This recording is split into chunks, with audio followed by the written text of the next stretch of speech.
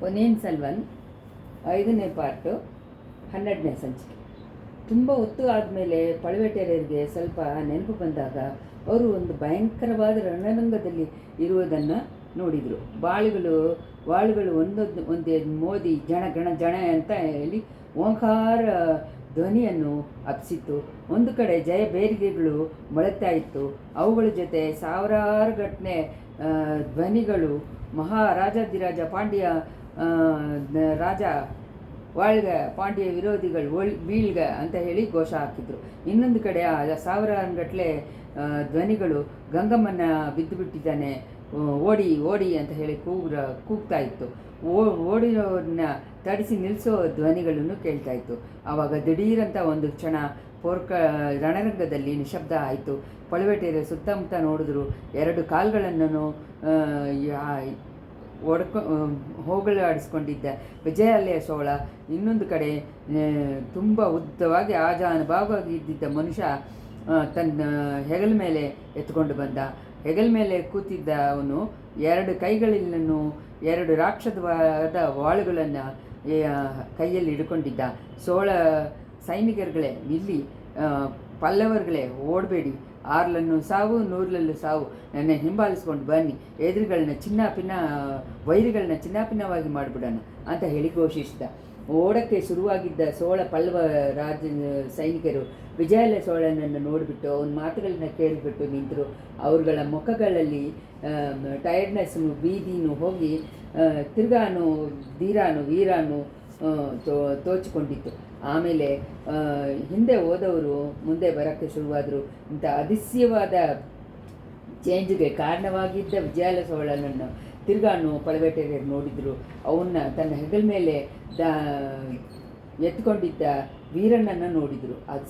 ಅದಿಶಯ ಹಾಗೆ ಎತ್ಕೊಂಡು ಬಂದಿದ್ದ ಸೈನಿಕ ತಾವೇ ತಾನೇ ಅಂತ ಕಂಡರು. ಆ ಪழுವೇಟರೆಯರು ಒಂದು ಕೈಯಿಂದ ತಮ್ಮ ಹೆಗಲ ಮೇಲೆ 2 ಕಾಲು ಇಲ್ಲದೆ ಇರುವ ವಿಜಯಾಲಯ ಚೋಳನನ್ನು ಹಿಡ್ಕೊಂಡು ಇನ್ನೊಂದು ಕೈಯಲ್ಲಿ ಹಿಡಿದಿದ್ದ ಉದ್ದವಾದ ಕತ್ತಿಯನ್ನು ಸುತ್ತಕೊಂಡೆ ವೈರಿಗಳ ಜೊತೆಯಲ್ಲಿ ಒಳಗಡೆ ದೂರಿದರು. ಅವುಗಳು ಇಬ್ಬರು ಹೋಗಿದ್ದ ಕಡೆಯೆಲ್ಲ ಪಾಂಡ್ಯ ಸೈನಿಕರ ತಲೆಗಳು ತಲೆಯಲ್ಲಿ ಉರುಳಿ ಹೋಯಿತು. ಜಗಳ ಸಿಚುವೇಶನ್ನು ಹಂಗೆ ಚೇಂಜ್ ಆಗಿಬಿಡ್ತು. ಪಾಂಡ್ಯ ಸೈನ್ಯ ಚೆದರಿ ಓಡಿತು. ಚೋಳ ಪಲ್ಲವರುಗಳು ಗೆದ್ದರು. 8 ದಿಕ್ಕನ್ನು ಅದ್ರ ಹಾಗೆ ಜಯ ಬೇರಿಗೆಗಳು ಮೊಳಗಿತ್ತು. ಪಲ್ಲವ ಚಕ್ರವರ್ತಿಗೆ ಮುಂದೆ ವಿಜಯಾಲಯ ಚೋಳರು ಕೂತಿದ್ದರು. ಅವ್ರ ಹತ್ರ ಪழுವೇಟರೆಯರು ನಿಂತಿದ್ದರು. ಪಲ್ಲವ ಚಕ್ರವರ್ತಿ ಚೋಳಮಂಡಲನ್ನು ನೋಡಿ ಬಿಡಾಡಿ, ವೀರರೇ, ನಿಮ್ಮಿಂದ ಇವತ್ತು ನಮ್ಮ ಸೋಲು ಗೆಲುವಾಯಿತು. ಇನ್ಮೇಲೆ ಈ ಚೋಳನಾಡು ಸ್ವತಂತ್ರವಾದ ನಾಡು. ನೀವು ನಿಮ್ಮ ವೀರ ಮಕ್ಕಳನ್ನು, ಆದಿತ್ಯನು ನಿಮ್ಮ ಸಂತತಿಗಳನ್ನು ಯಾವತ್ತೂ ಸ್ವತಂತ್ರವಾಗಿ ರಾಜಗಳಾಗಿ ಚೋಳನಾಡನ್ನೇ ಆಳ್ತಾ ಬನ್ನಿ ಅಂತಂದರು. ತಕ್ಷಣ ವಿಜಯಾಲಯ ಚೋಳರು ತಮ್ಮ ಹತ್ರ ನಿಂತಿದ್ದ ಪழுವೇಟರೆಯರನ್ನು ನೋಡಿ, ಅತ್ತ ಮಾವ, ನೀವುಗಳು ತಾನೇ ಜಯ ನಮಗೆ ಸಿಕ್ಕಿತ್ತು. ಈ ಸ್ವತಂತ್ರದ ಚೋಳನಾಡಿನಲ್ಲಿ ಸೇನಾಧಿಪತಿಯಾಗೂ ಧನಾಧಿಕಾರಿಯಾಗೂ ನಿಮ್ಮನ್ನು ನೇಮಿಸ್ತಾ ಇದ್ದೀನಿ. ನಿಮ್ಮ ಸಂತತಿಗಳನ್ನು ಚೋಳ ಕುಲಕ್ಕೆ ನಿಜವಾಗಿ ಇರುವ ತನಕ ಧನಾಧಿಕಾರಿಗಳಾಗೂ ಸೇನಾಧಿಪತಿಗಳಿಗಾಗೂ ಇರ್ತಾರೆ ಅಂತ ಅಂದರು. ಪழுವೇಟರೆಯರನ್ನ ಗಾಯಗಳು ತುಂಬಿದ ಮುಖ ಹೆಮ್ಮೆಯಿಂದ ಅರಳಿತು. ದಿಢೀರಂತ ಆ ಮುಖದಲ್ಲಿ ತುಂಬ ಕೋಪ ತೋಚಿತು. ಆ ಹಳೆಯ ಪழுವೇಟರೆಯ ಈ ಹೊಸ ಪழுವೇಟರೆಯನ್ನು ನೋಡಿದ್ರು. ಅಯ್ಯ ಪಾಪಿ, ದ್ರೋಗಿ, ಚಂಡಾಳ, ನಮ್ಮ ಕುಲವನ್ನೇ ಕೆಡ್ಸಕ್ಕೆ ಬಂದಿದ್ದ ಕೋಡಾರಿ ಕಾಂಬ 6 ತಲೆಮಾರುಗಳಿಂದ ಸೇರಿಸಿದ್ದ ತುಂಬ ಅದ್ಭುತವಾದ ವೀರ ಹೊಗಳಿಗೆಲ್ಲ ನಾಶವಾಗಿ ಮಾಡಿಬಿಟ್ಟಿಯಲ್ಲ. ಸ್ನೇಹಿತ ದ್ರೋಹವನ್ನು ಯಜಮಾನ ದ್ರೋಹವು ಮಾಡಿಬಿಟ್ಟಿಯಲ್ಲ. ಚೋಳಕುಲದನ ಪರಂಪರೆ ವೈರಿಗಳಿಗೆ ನಿನ್ನ ಮನೆಯಲ್ಲಿ ಜಾಗ ಕೊಟ್ಟಿದೆಯಲ್ಲ, ನಿನ್ನ ಪೊಕ್ಕಿಷದಿಂದ ದನಗಳೆಲ್ಲ ಕೊಟ್ಟಿದೆಯಲ್ಲ. ನಿನ್ನಿಂದ ಅಲ್ವಾ ಈ ಚೋಳಕುಲಕ್ಕೆ ಕೊನೆ ಆಗತ್ತೆ. ನೀನು ನಾಶವಾಗಿ ಹೋಗ್ತೀಯ. ನಿನಗೂ ನಿನ್ನ ಕುಲಕ್ಕೂ ನಿನ್ನಿಂದ ಬಂದಿದ್ದ ಇದು ಹೆಸರು ಲೋಕ ಇರೋ ತನಕ ಚೇಂಜೇ ಆಗಲ್ಲ ಅಂತ ಹೇಳಿ ಶಪಿಸಿದ್ದ ಪழுವೇಟರೆಯನ್ನ ಕಣ್ಣಿಗಳಲ್ಲಿ ಕಣ್ಣೀರು ಹಾಗೆಯೇ ಹನಿಯಾಗಿ ಹೋಗ್ತಾ ಇತ್ತು. ಆಮೇಲೆ ಬೇರೆ ಪழுವೇಟರೆಯರು ಬಂದರು. ಒಬ್ಬೊಬ್ಬರನ್ನು ತಾವು ಮಾಡಿದ್ದ ಕೆಲಸಗಳನ್ನು ಹೇಳಿದರು. ಒಬ್ಬೊಬ್ಬರು ಪಳಿಗಟ್ಟೆಯರನ್ನು ಶಾಪ ಕೊಟ್ಟರು. ಆಮೇಲೆ ಎಲ್ಲರೂ ಸೇರಿ ಸಭಿಸಿದ್ರು. ಚಂಡಾಲ ಕುಲದ್ರೋಗ ರಾಜದ್ರೋಗ ಮಾಡಿಬಿಟ್ಟಿಯಲ್ಲ, ನಾವು ಉಸಿರನ್ನು ಕೊಟ್ಟು ಸಂಪಾದಿಸ ಹೆಸರನ್ನೆಲ್ಲ ನಾಶವಾಗಿ ಮಾಡಿಬಿಟ್ಟಿಯಲ್ಲ, ನೀನು ಬುದ್ಧಿ ಯಾಕೆ ಈ ಥರ ಹೋಯಿತು ಅಂತ ಕೇಳಿದರು. ಪಳುವಟೆಯರುಗಳು ಮರೆಯಾದರು. ಕೊಡುಂಬಾಳೂರು ಬೇಳೀರುಗಳನ್ನು ತಿರುಕೋವಲೂರು ಮಲೆಮಾನ್ಗಳು ಬಂದರು. ಒಬ್ಬರೇ ನಿಂತಿದ್ದ ಪಳುವಟೆಯರನ್ನು ಸುತ್ತುಕೊಂಡ್ರು. ಚಿಚ್ಚಿ, ನೀನೊಂದು ಮನುಷ್ಯನ, ಸೋಳ ಕುಲವನ್ನು ನೀನು ನಿನ್ನ ಪಾರಂಪರ್ಯ ತಾನೇ ಎತ್ತಿ ನಿಲ್ಲಿಸಿದ್ದೆ ಅಂತ ಹೇಳಿ ಹೆಮ್ಮೆ ಹೊಡ್ಕೊಂಡಿಯಲ್ಲ, ಇವಾಗ ಏನು ಹೇಳ್ತಾ ಇದೆಯಾ? ಸೋಳ ಕುಲವನ್ನು ನೀನು ಯಮನಾಗಿ ಮಾರಿಸಿಬಿಟ್ಟಿಯಲ್ಲ, ಪಾತಗ, ನಿನ್ನ ಭವಿಷ್ಯ ಎಲ್ಲಿ ಅಂತ ಹೇಳಿ ಎಕ್ಕಾಳ ಕೊಟ್ಟು ನಗದ್ರು. ಅವರುಗಳ ಹಿಂದೆ ಗುಂಪಾಗಿ ನಿಂತಿದ್ದ ಸೋಳನಾಡಿನ ಜನಗಳು ಕಲ್ಲನ್ನು ಮಣ್ಣನ್ನು ಎತ್ತಿ ಪಳುವಟೆಯರ ಮೇಲೆ ಬೀಸಕ್ಕೆ ಶುರು ಮಾಡಿದರು. ಆ ಸಮಯ ಸುದರ್ಶನ ಚಕ್ರವರ್ತಿ ಆ ಗುಂಪನ್ನೆಲ್ಲ ದಾಟಿಕೊಂಡು ಬಲ ಇಲ್ಲದೆ ಇಲ್ಲ ಕಾಳುಗಳಿಂದ ಹಂಗೇ ಜಾರಿ ನಡ್ಕೊಂಡು ಬರ್ತಾಯಿದ್ರು. ವೇಳಿಗಳನ್ನು ಮಲೆಮಾನ್ಗಳನ್ನು ಬೇರೆಯವ್ರುಗಳನ್ನು ಕೋಪವಾಗಿ ನೋಡಿದ್ರು. ಚಿಚ್ಚಿ, ಏನು ಕೆಲಸ ಮಾಡ್ತಾಯಿದ್ದೀರಾ? ವೀರರಾದ ಪಳುವಟೆಯರ ಮೇಲೆ ಆ ಕಲ್ಲನ್ನು ಮಣ್ಣನ್ನು ಎತ್ತಿತ್ತಾರೆ, ಅವರಿಗೆ ಆ ದ್ರೋಗಿ ಅಂತೀರ? ಅವರು ಪಳುವಟೆಯರ ದೋಗದಿಂದ ನಾನು ನನ್ನ ಕುಲವನ್ನು ನಾಶವಾಗಿ ಹೋದರೂ ಹೋಗ್ತೀವಿ, ನೀವುಗಳು ಯಾರನ್ನ ಅವ್ರನ್ನ ತಪ್ಪು ಹೇಳಬೇಡಿ. ಧನಾಧಿಕಾರಿ ಬನ್ನಿರಿ ನನ್ನ ಜೊತೆ ಅರಮನೆಗೆ ಅಂತ ಹೇಳಿದರು. ಜನ ಗುಂಪೆಲ್ಲ ಬೇರೆ ಆಗೋಯ್ತು. ಸುಂದರ ಸೋಳರನ್ನು ಮರೆಯಾದರು. ತಂಬಿ ಕಾಲಾಂತಕ ಕಂಡ ಮಾತ್ರ ಪಳುವಟೆಯರ ಮುಂದೆ ನಿಂದರು. ಅಣ್ಣ, ನಮ್ಮ ಹತ್ರ ಇಷ್ಟೊಂದು ನಂಬಿಕೆ ಇಟ್ಟಿದ್ದಾರೆ ಚಕ್ರವರ್ತಿ, ಅವ್ರಿಗೆ ದ್ರೋಹ ಮಾಡ್ಬೋದಾ? ಅವರ ಕುಲವನ್ನು ಒಡೆಯಕ್ಕೆ ಬಂದ ಹೆಣ್ಣು ದೆವ್ವವನ್ನು ನಮ್ಮ ಅರಮನೆಯಲ್ಲಿ ಇಟ್ಕೊಂಡಿರ್ಬೋದಾ ಅಂತ ಅಂದರು. ತಕ್ಷಣ ಅವ್ರನ್ನ ಮರೆಯಾದರು. ವಂದಿತೇವನ್ನು ಕಂದನ್ಮಾರನ್ನು ಅವ್ರುಗಳ ಥರ ಒತ್ತಿದ್ದ ಅವ್ರುಗಳ ವಯಸ್ಸನ್ನು ಒತ್ತಿದ್ದ ಯುವಕರನ್ನು ದೊಡ್ಡ ಪಳುವಟೆಯರನ್ನ ಸುತ್ತಕೊಂಡ್ರು. ಮೀಸೆ ಬೆಳ್ಳಿಗಾದರೂ ಮುದ್ಕ, ನಿನ್ನ ಆಸೆ ಮಾತ್ರ ಬೆಳಗಾಗಿಲ್ವಲ್ಲ, ಹೆಣ್ಣು ಮೋಗದಿಂದ ಈ ಥರ ಹಾಳಾಗಿ ಹೋಗಿದ್ದಿಲ್ಲ. ನಿನ್ನ ಮೈಯಲ್ಲೇ ಇರುವ 64 ಹುಣ್ಣುಗಳು ಇವಾಗ ಏನು ಹೇಳ್ತಾ ಇದೆ? ಅವಯ ದಿಂದ ಬಂದಿದ್ದ ಹುಣ್ಣುಗಳ ಇಲ್ಲ ದ್ರೋಗದಿಂದ ಬಂದಿದ್ದ ಹುಳುವ ಅಂತ ಹೇಳಿಬಿಟ್ಟು ಗಲಗಲ ಅಂತ ನಗಿದ್ರು. ಅವ್ರುಗಳನ್ನ ಕೊಲ್ಲುವುದಕ್ಕೋಸ್ಕರ ಪಳುವಟೆಯರು ತಮ್ಮ ಮೈಯಿಂದ ವಾಳನ್ನು ಎತ್ತಕ್ಕೆ ಟ್ರೈ ಮಾಡಿದರು. ಆದರೆ ಆ ವಾಳು ಇರಬೇಕಾದ ಕಡೆಯಲ್ಲಿ ಅದನ್ನು ಕಾಣಲಿಲ್ಲ. ಇಂಥ ಸಮಯದಲ್ಲಿ ಕುಂದವೆ ಪಿರಾಟಿ ಬಂದಳು. ಯುವಕರನ್ನೆಲ್ಲ ನೋಡಿ ಕೈಯಮರಿಸಿ ನಗೆಯನ್ನು ಬೀರಿದಳು. ಪಾಠ, ಇವ್ರುಗಳ ಆಟವಾದ ಮಾತನ್ನು ನೀವು ಕೇರ್ ಮಾಡಬೇಡಿ. ನಮ್ಮ ಅರಮನೆಯಲ್ಲಿ ಇರುವ ಹೆಣ್ಣು ವೇಷ ಹಾಕ್ಕೊಂಡಿದ್ದ ವಿಷ ಹಾವನ್ನು ಓಡಿಸ್ಬಿಡಿ, ಎಲ್ಲ ಸರಿಯಾಗಿಬಿಡುತ್ತೆ ಅಂತಂದರು. ಅವ್ರುಗಳು ಮರೆಯಾದರು. ಪಳುವಟೆಯರ ಕುಲವನ್ನು ಸೇರಿದ್ದ ಹೆಣ್ಣು ಮಕ್ಕಳು ಬರೋಕ್ಕೆ ಶುರು ಮಾಡಿದ್ರು. 10 ಜನ, 100 ಜನ, 1000 ಜನ, 6 ತಲೆಮಾರಿಗೆ ಸೇರಿರುವುದವರು ಬಂದು ಅವ್ರನ್ನ ಸುತ್ತಕೊಂಡ್ರು. ಅಯ್ಯಯ್ಯೋ, ನಿನಗೆ ಈ ಕತ್ತಿನ ಬರಬೇಕು, ನಮ್ಮ ವೀರ ಕುಲಕ್ಕೆ ನಿನ್ನಿಂದ ದೊಡ್ಡ ಇದು ಹೆಸರು ಬಂದ್ಬಿಡ್ತಲ್ಲ, ಕೆಟ್ಟ ಹೆಸರು ಬಂದುಬಿಡ್ತಲ್ಲ. ನಾವುಗಳು ನಮ್ಮ ಗಂಡನಗಳನ್ನು, ನಮ್ಮ ಅಣ್ಣನಗಳನ್ನು, ತಮ್ಮನಗಳನ್ನು 10 ತಿಂಗಳು ಹೊತ್ತಿ ಸಾಕಿದ್ದ ಮಕ್ಕಳನ್ನು ಸೋಳನಾಡಿಯಿಂದ ರಣರಂಗಕ್ಕೆ ಕಳಿಸಿತ್ತಿದ್ದೀವಲ್ಲ, ಅವ್ರುಗಳು ರಕ್ತ ಬಿಟ್ಟು ಉಸಿರನ್ನು ಕೊಟ್ಟು ಪಳುವೂರು ವಂಶಕ್ಕೆ ಎಷ್ಟೊಂದು ಹೊಗಳನ್ನು ಸೇರಿಸಿಕೊಟ್ರು. ಅದನ್ನೆಲ್ಲ ಒಂದೇ ನಿಮಿಷದಲ್ಲಿ ಹೋಗಲಾಡಿಸ್ಬಿಟ್ಟಿಯಲ್ಲ ಅಂತ ಹೇಳಿ ಹತ್ರು. ಹೆಣ್ಣುಗಳೇ, ಬಾಯಿ ಮುಚ್ಕೊಂಡು ಆ ಅಂತಃಪುರಕ್ಕೆ ಹೋಗಿ, ನನ್ನಿಂದ ಏನೂ ಆಗಲ್ಲ ಅಂತ ಹೇಳಿ ಪಳುವಟೆಯರು ಕಷ್ಟಪಟ್ಟು ಜವಾಬ್ ಹೇಳಿದ್ರು. ಆವಾಗ ಆ ಹೆಣ್ಣುಮಕ್ಕಳು ಒಂದು ದಿಸೆಯನ್ನು ಸುತ್ತಿ ತೋರಿಸಿದರು. ಯಮಧರ್ಮರಾಜ ಎಮ್ಮೆ ಬಾಗನದಲ್ಲಿ ಹತ್ತಿಸ್ಕೊಂಡು ಕೈಯಲ್ಲಿ ವೇಲುನು ಪಾಸ ದಾರನ್ನು ಇಟ್ಕೊಂಡು ಬಂದ. ಪಳುವಟೆಯರನ್ನ ಹತ್ತಿರ ಬಂದ. ಹೋಗು ಜಾಗದಲ್ಲಿ ಪಳುವಟೆರೆಯ, ನಿನಗೆ ತುಂಬ ವಂದನ. ಸುಂದರ ಸೋಳನ ಉಸಿರನ್ನು ಅವನ ಮಕ್ಕಳಿಬ್ಬರ ಉಸಿರನ್ನು ಒಂದೇ ದಲ್ಲಿ ಕೊಂಡು ಹೋಗೋಕ್ಕೆ ಹೆಲ್ಪ್ ಮಾಡಿದ್ಯಾ ಅದಲ್ವಾ, ನಿನಗೆ ನನ್ನ ವಂದನೆಗಳು ಅಂತ ಹೇಳಿದ ಯಮಧರ್ಮರಾಜ. ಇಲ್ಲ, ನಾನು ನಿನಗೆ ಹೆಲ್ಪ್ ಮಾಡೋಕ್ಕೆ ಬರಲಿಲ್ಲ, ಮಾಡಲ್ಲ, ನಿನ್ನನ್ನು ತಡೀತೀನಿ. ಯಮ, ನಿಲ್ಲು ಅಂತ ಹೇಳಿ ಪಳುವಟೆಯರು ಕೂಗಿದ್ರು. ಯಮನನ್ನು ತಡಿಸಿ ನಿಲ್ಲಿಸೋಕ್ಕೆ ಅಂತ ಬೇಗ ಹೋಗೋಕ್ಕೆ ಟ್ರೈ ಮಾಡಿದರು. ಆಗಲೇ ಅವ್ರನ್ನ ಏನೋ ಒಂದು ಶಕ್ತಿ ಹಿಡಿದು ನಿಲ್ಲಿಸಿತ್ತು. ಏನೋ ಒಂದು ದೊಡ್ಡ ಭಾರ ಅವ್ರನ್ನ ಪ್ರೆಸ್ ಮಾಡ್ತಾಯಿತ್ತು. ನಿಂತ ಜಾಗದಿಂದ ಅವರಿಂದ ಜರುಗಕ್ಕಾಗಲಿಲ್ಲ. ನೋಡಿದೆಯಾ, ನಾವುಗಳು ಹೇಳಿದ್ದು ಸರಿಯಾಗಿ ಹೋಗ್ಬಿಡ್ತಲ್ವ ಅಂತ ಹೇಳಿಬಿಟ್ಟು ಪಳುವಟೆಯರು ಕುಲಹೆಣ್ಣುಗಳು ಓ ಅಂತ ಶಬ್ದ ಮಾಡಿ ಹತ್ತರು. ಅವ್ರುಗಳಲ್ಲಿ ಕೆಲವರು ಜೋರಾಗಿ ಅಳಕ್ಕೆ ಶುರು ಮಾಡಿಬಿಟ್ರು. ಅವ್ರುಗಳ ಅಳುವಿನ ಶಬ್ದ ನಿಮಿಷ ಜಾಸ್ತಿ ಆಗ್ತಾ ಬಂತು. ಪಳುವಟೆಯರೆಲ್ಲ ಅದರಿಂದ ಸಗ್ಸೋಕ್ಕಾಗಲ್ಲ. ಅವ್ರು ಮಾತಾಡೋಕ್ಕೆ ಟ್ರೈ ಮಾಡಿದರು. ಆದರೆ ಆ ಅಳುವ ಶಬ್ದದಲ್ಲಿ ಅವ್ರ ಮಾತು ಮರೆಯಾಗ್ಬಿಡ್ತು. ಈ ಮಾತನ್ನು ಕೇಳೋಕ್ಕೆ ಸಗಿಸಲಿಲ್ಲ. 2 ಕೈಗಳಿಂದ ಕಿವಿಗಳನ್ನು ಮುಚ್ಕೋಬೇಕು ಅಂತ ನೋಡಿದ್ರು. ಆದರೆ ಅವ್ರ ಕೈಗಳನ್ನು ಅಲ್ಲಾಡದೇ ಇತ್ತು. ಅವುಗಳನ್ನ ಎತ್ತಕ್ಕೆ ಆಗಲಿಲ್ಲ. ತುಂಬ ಟ್ರೈ ಮಾಡಿ ಕೈಗಳನ್ನು ಒದರಿ ಎತ್ತಿದ್ರು. ಅದರಿಂದ ಅವರ ಕಣ್ಣುಗಳು ತೆಗೆದುಕೊಂಡಿತ್ತು. ಟಕ್ ಅಂತ ನೆನಪು ಬಂತು. ಅಷ್ಟೊತ್ತೂ ಅವರು ಅನುಭವಿಸಿದ್ದು ಮನಭ್ರಮೆಯಲ್ಲಿ ಬಂದಿದ್ದ ದೃಶ್ಯಗಳು ಅಂತ ತಿಳ್ಕೊಂಡ್ರು. ಆದರೆ ಅಳುವ ಕೂಗು ಮಾತ್ರ ಕೇಳ್ತಾನೆ ಇತ್ತು. ಸ್ವಲ್ಪ ದೂರದಲ್ಲಿ ಗಮನಿಸಿ ಕೇಳಿದರು. ಅವ ಹೆಣ್ಣುಮಕ್ಕಳ ಧ್ವನಿಯಲ್ಲ, ನರಿಗಳನ್ನು ಓಳೆ ಶಬ್ದ. ಅವರು ನೆನಪು ಹೋಗ್ತಾ ಇದ್ದಿದ್ದ ಸಮಯದಲ್ಲಿ ಲೇಸಾಗಿ ಕಿವಿಯಲ್ಲಿ ಬಿದ್ದಿದ್ದ ಸಂಭಾಷಣೆ ಜ್ಞಾಪಕ ಬಂದು, ಮುದ್ಕ ಸತ್ತೋಗ್ಬಿಟ್ಟಿದ್ದಾನೆ ಅಂಥದ್ದು ಒಂದು ಧ್ವನಿ. ಚೆನ್ನಾಗಿ ನೋಡು, ಪಳವಟರಿನ ಉಸಿರು ತುಂಬ ಗಟ್ಟಿ, ಯಮ ಕೂಡ ಅವನ ಹತ್ರ ಬರೋಕ್ಕೆ ಭಯಪಡ್ತಾನೆ ಅಂಥದ್ದು ಇನ್ನೊಂದು ಧ್ವನಿ.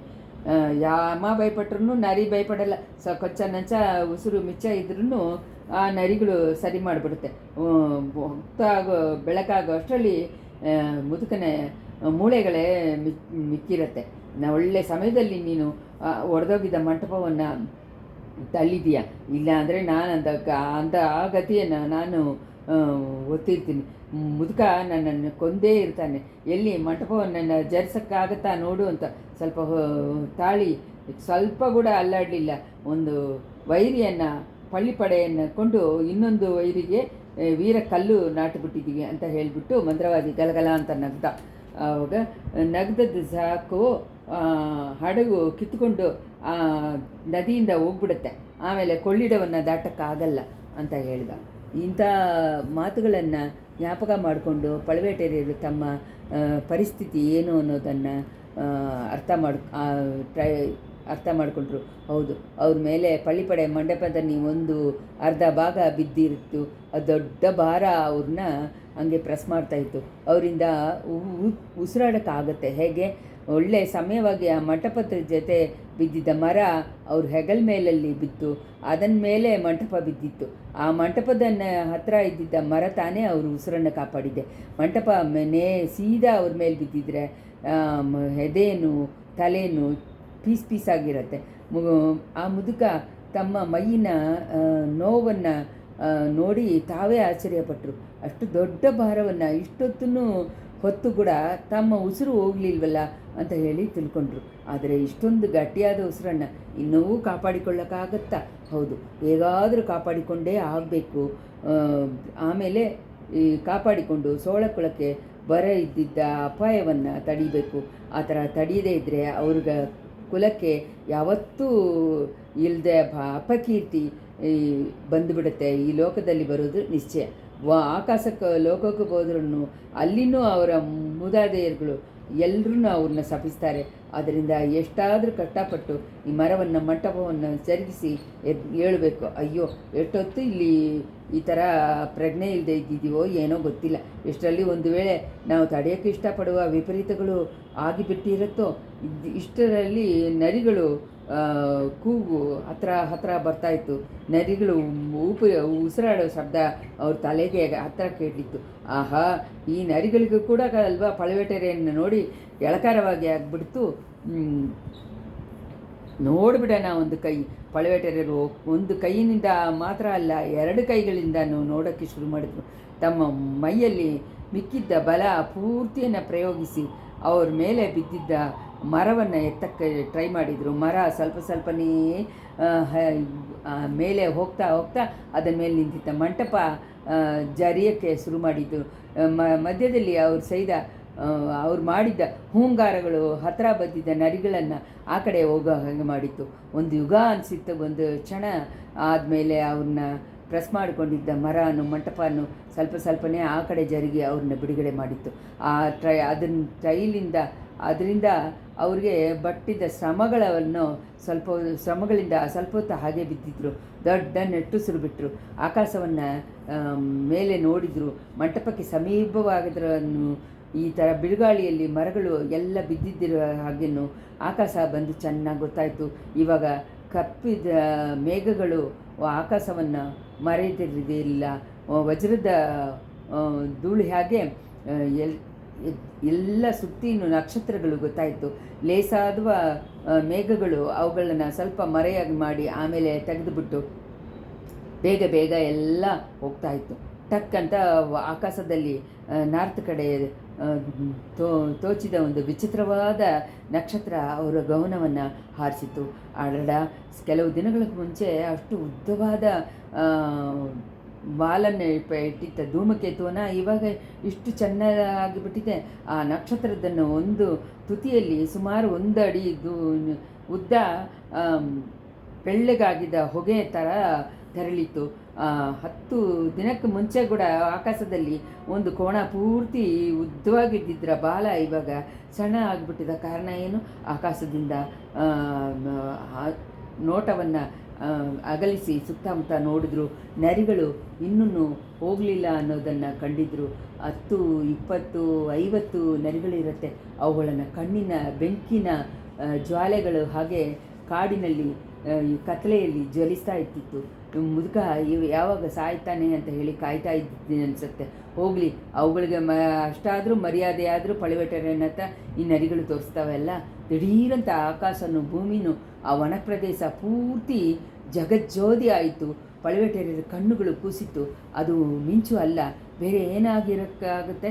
ಆಕಾಶವನ್ನು ನೋಡಿದ್ರು ಜಾಜ್ಜಲ್ಯವಾಗಿ ಪ್ರಕಾಶಿಸಿದ್ದ ಒಂದು ಬೆಂಕಿಯ ಪಂದ ವಾನ ಆಕಾಶ ರೌಂಡಲ್ಲಿ ಒಂದು ಕಡೆಯಲ್ಲಿ ಪ್ರಯಾಣ ಮಾಡಿಕೊಂಡಿರೋದನ್ನು ನೋಡಿದರು. ಅದನ್ನು ಪ್ರಕಾಶ ಅವರ ಕಣ್ಣುಗಳನ್ನು ಕೂಸುವ ಹಾಗೆ ಮಾಡಿತ್ತು. ಕಣ್ಣನ್ನು ಒಂದು ಕ್ಷಣ ಮುಚ್ಚಿಬಿಟ್ಟು ಆಮೇಲೆ ತೆಗೆದು ನೋಡಿದ್ರು.